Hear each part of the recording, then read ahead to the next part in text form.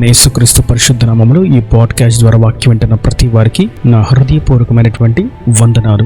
సాధారణంగా మనం లోకంలో చూస్తున్నట్లయితే ప్రతి వారు శరీరం యొక్క ఆరోగ్యం కొరకు వ్యాయామాలను, ధ్యానాలను చేస్తూ ఉండడం మనం గమనిస్తూ ఉంటాం. నడక ద్వారానో, బరువులెత్తుట ద్వారానో, లేదా జిమ్ అనేటువంటి స్థలాలకు వెళ్ళడము, శరీరాకృతి కొరకు, ఆరోగ్యం కొరకు, శరీర బలము కొరకు ఇటువంటి ప్రయత్నాలు చేస్తూ ఉండడం మనం గమనిస్తూ ఉంటాం. వారి దగ్గరికి వెళ్ళి మీరు ఈ పని ఎందుకు చేస్తున్నారు, ఈ సాధకము ఎందుకు, ఈ సాధన దేనికోసము, దీని ప్రతిఫలం మీకు ఏ సంతోషాన్ని ఇస్తుంది అని అడిగినట్లయితే వారు ఒకటే చెప్తారు, మా ఆరోగ్యం కొరకు, మా శరీర ఆకృతి కొరకు, శరీర బలము కొరకు అని చెప్తూ ఉంటారు. అయితే శరీర బలాన్ని కోరుకోవడం తప్పు అని నేను అంటలేదు, కానీ అంతకంటే మించినటువంటి ఆలోచించగలిగేటువంటి, చేయవలసినటువంటి ఒక ఖచ్చితమైనటువంటి కర్తవ్యం ఒకటి ఉన్నది. అది మనం చూస్తాం తిమోతికి రాసినటువంటి మొదటి పత్రిక 4వ అధ్యాయము 8వ వచనం. శరీర సంబంధమైన సాధకము కొంచెము మట్టికే ప్రయోజనకరమవును, కానీ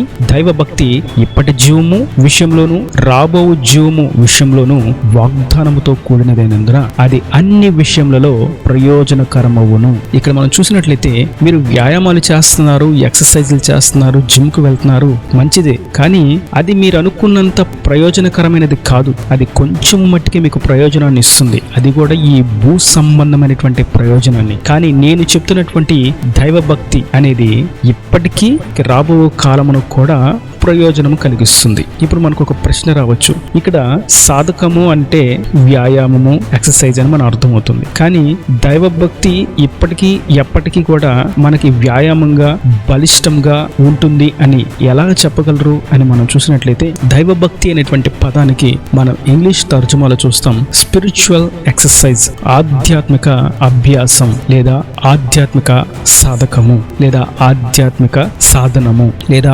ఆధ్యాత్మిక వ్యాయామము, ఇలా పలు అర్థాల్లో మనకి తర్జుమా చేయబడింది. అయితే ఇక్కడ దైవ భక్తి అని భక్తిని గూర్చి రాయబడినట్లుగా మనకు కనిపిస్తుంది, కానీ దాని యొక్క మూలం వ్యాయామానికి సంబంధించినది. ప్రతిరోజు ఎన్నో పనులు చేస్తూ శరీరం కొరకు ఇటువంటి ఆహారాన్ని తీసుకోవాలి, ఇటువంటి పదార్థాన్ని తాగాలి, ఇటువంటి పని చేయాలి, ఇటువంటి చోటకు వెళ్ళాలి, ఇటువంటి వాటిని చదవాలి అనేటువంటి ఆలోచనలు, పలు రకాలైనటువంటి దృక్కోణాలు మనిషిలో ఉన్నాయి. అయితే వాటన్నిటికంటే మించినది మనము ఆత్మ సంబంధమైనటువంటి వ్యాయామము చేయాలి. ఏంటి ఈ ఆత్మ సంబంధమైనటువంటి వ్యాయామం? అసలు తిమోతికి పౌలు వ్యాయామం గురించి ఎందుకు చెప్తున్నాడు, ఎక్సర్సైజ్ గురించి ఎందుకు మాట్లాడుతున్నాడు, అసలు ఇంకొన్ని విషయాలు మనం చూస్తాం. కొరింథీయులకు రాసినటువంటి మొదటి పత్రిక 9వ అధ్యాయం 25వ వచనం, పందెమందు పోరాడు ప్రతివాడు అన్ని విషయముల యందు మితముగా ఉండును, వారు క్షయమగు కిరీటమును పొందుటకును మనమైతే అక్షయమగు కిరీటమును పొందుటకును మితముగా ఉన్నాము, కాబట్టి నేను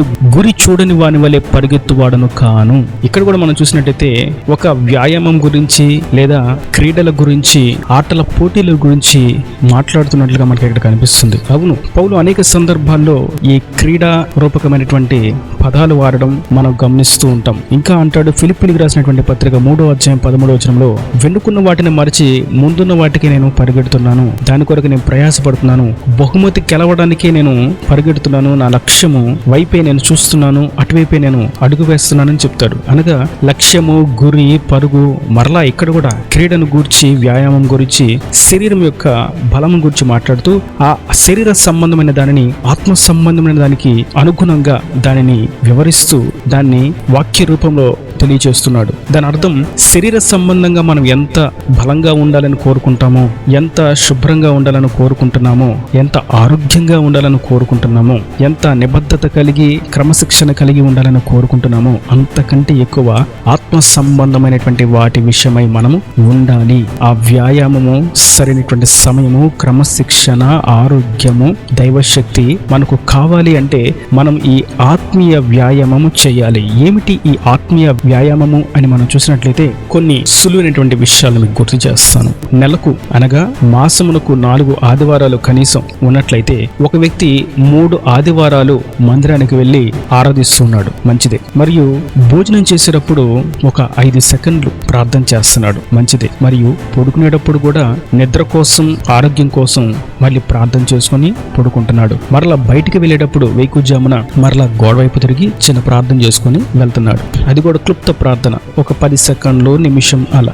ఈ పరిస్థితిని మనం చూసినట్లయితే ఇదే వ్యాయామముతో, ఇదే బలముతో అతడు ప్రభువుని ఎదుర్కొనగలడా అని చూసినట్లయితే దేవుని ఎదుట నిలబడడానికి అతనికి సత్తువ ఏ మాత్రము సరిపోదు, అతని శక్తి ఏ మాత్రము ఆయన ఎదుట నిలబట్టలేదు. అందుకే ప్రభు అంటున్నారు, మీరు ఆత్మ సంబంధమైనటువంటి వ్యాయామము, ఆత్మీయమైనటువంటి సాధకము, అభ్యాసము లాంటివి చేయాలని వాక్యం సెలవిస్తుంది. అయితే ఇప్పుడు మనం తెలుసుకోవాల్సినటువంటి విషయం ఏదనగా 3 వారాలే వచ్చేటువంటి లేదా 2 వారాలే వచ్చేటువంటి సాధకము, వ్యాయామము ఇప్పుడు పెంచాలి. ప్రతి ఆదివారము దేవుని సన్నిధికి నేను అడుగు పెడతాను. ఇది నా క్రమశిక్షణ, ఇది నా వ్యాయామంలో నా శరీర బలానికి, ఆత్మ బలమునకు నిర్ణయించబడినటువంటి విధి అని ప్రతి ఆదివారం ఆయన సన్నిధిలో కనబడడానికి మనము తీర్మానం చేసుకోవాలి. మరియు కొన్ని సెకండ్లు ప్రార్థన చేసే, నిమిషం ప్రార్థన చేసేటువంటి ప్రార్థన పెంపొందించబడాలి.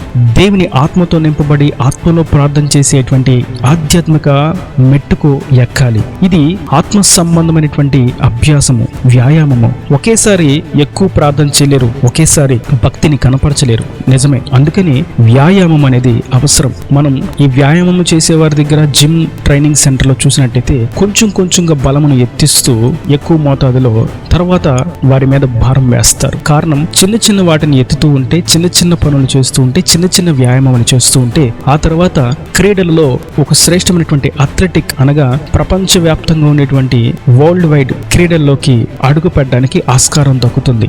ఒలింపిక్స్ అనేటువంటి పేరు మనందరికీ తెలుసు. ఇది క్రీడలకు ప్రత్యేకమైనటువంటి వేదిక. అక్కడ సాదా సీదా క్రీడాకారులు ఉండరు, చాలా అనుభవం కలిగిన, నిపుణత కలిగినటువంటి క్రీడాకారులే ఉంటారు. కారణం, ఆ వేదిక అటువంటిది. చిన్న చిన్న వాటిని దాటుకొని జిల్లాలలో, రాష్ట్రాల్లో, దేశవ్యాప్తంగా అనేక ప్రాంతాల్లో అన్నిటినీ గెలుచుకుంటూ, దాటుకుంటూ, విజయపు మెట్లు ఎక్కుతూ ఆ స్థాయికి వెళ్ళాలి. ఉన్నపాటున ఆ స్థాయికి ఎవరు వెళ్ళలేరు. అదేవిధంగా మనం ఆత్మ సంబంధమైనటువంటి వ్యాయామంలో ఆ శక్తిని పొందుకోవడానికి ఉన్నపాటున ఏది జరగదు. కానీ వ్యాయామంలో మనము అభ్యాసం చేసుకోవాలి. ఈ రోజు నేను 5 నిమిషాలు ప్రార్థన చేస్తున్నాను, రేపు నేను 10 నిమిషాలు ప్రార్థన చేయాలి అని అభ్యాసం చేయాలి. ఈ రోజున నేను కొంచెం చిన్న వాక్యాన్ని వెతికి చదువుకుంటున్నాను, ఇట్లా కాదు, ఒక అధ్యాయాన్ని చదవాలి, దేవుడు నాతో మాట్లాడాలి అన్నట్లుగా నేను చదవాలి అని అభ్యాసం చేయాలి, సాధకం చేయాలి. దేవుడు నాతో ఏం మాట్లాడుతున్నాడు అనేటువంటి తృష్ణతో దేవుని వాక్యాన్ని చదవాలి. ఈ రోజు నేను అబద్ధం ఆడకూడదు, నిన్నటి వరకు అబద్ధాలు ఆడాను,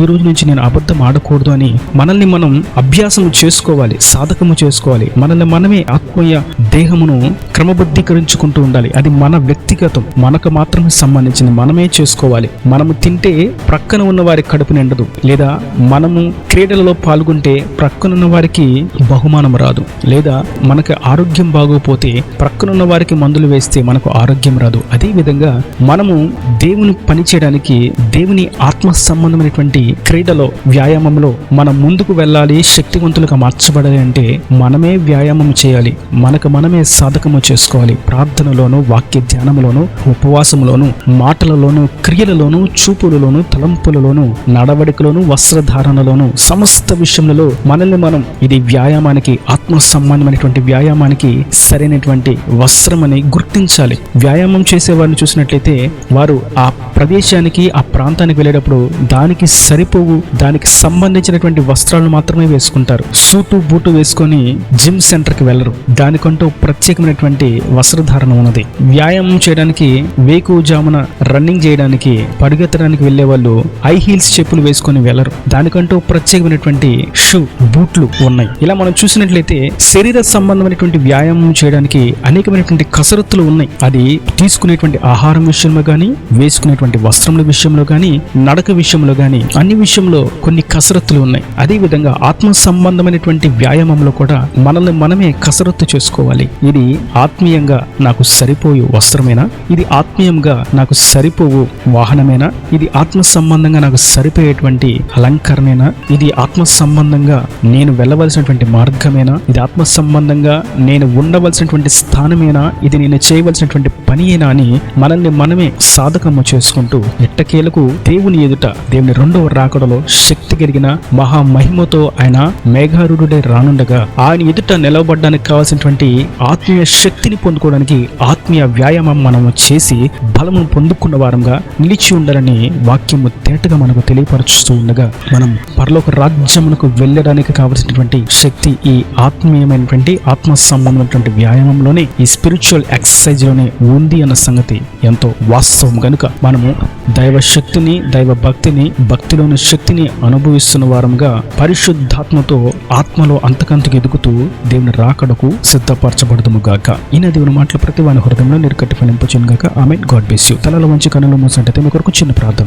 ప్రేమ స్వరూపీకరణ కటాక్షంగా తండ్రి, నా ప్రభావ ఇప్పటి వరకు నీ కృపలో భద్రపరిచే వాక్యాన్ని ప్రతి ఒక్క బిడ్డ మీ కృపతో జ్ఞాపకం చేసుకోండి. ఆత్మ సంబంధమైనటువంటి వ్యాయామము ఎంతో అవసరము అని మీరు వాక్యం ద్వారా సెలవిచ్చారు. శరీరదారులుగా ఉన్న వారికి, శరీర సంబంధంగా అంటుకట్టబడిన వారికి కొన్ని విషయాలు వారి కోణంలోనే తెలియజేయ రీతిగా మీరు తెలియపరుస్తూ ఉన్నారు తండ్రి. నీ అనంత జ్ఞానాన్ని బట్టి, నీ అమూల్యమైనటువంటి వాక్కులను బట్టి నీకు వందనాలు. ఈ వాక్యమైన ప్రతి వారు ఆత్మీయ వ్యాయామంలో, ఈ స్పిరిచువల్ ఎక్సర్సైజ్ లో దినదినం ఎదుగునట్లుగా, నూతన బలం పొందుకున్నట్లుగా, నీ రాకడలో నీ ఎదుట నిలబడేటువంటి శక్తి కలిగిన వారిగా ఉండినట్లుగా పరిశుద్ధాత్మతోనూ రక్షణ వస్త్రముతోనూ వారిని అలంకరించండి. వారి ప్రతి అవసరతను, అక్కరను నీ మహిమలో తీర్చి భౌతికంగాను ఆత్మీయంగాను బలపరిచి, ధైర్యపరిచి, ఉజ్జీవింపచేసి రాకడ రాజ్యాన్ని సిద్ధపరచమని యేసు పరిశుద్ధ నామమున ప్రార్థించి వేడుకున్నాను తండ్రి. ఆమేన్. ఆమేన్.